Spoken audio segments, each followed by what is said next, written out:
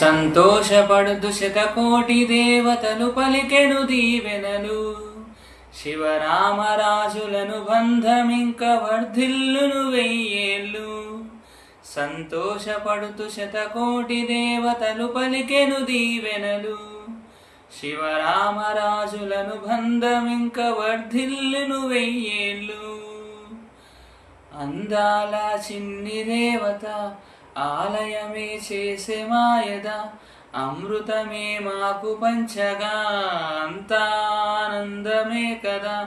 అనురాగం కంటి చూపులై, అభిమానం ఇంటి దీపమై, బ్రతుకంతా నిండు పున్నమై, ముడివేసే పూర్వ పుణ్యమే కలకాలం అన్నలకు ప్రాణమై.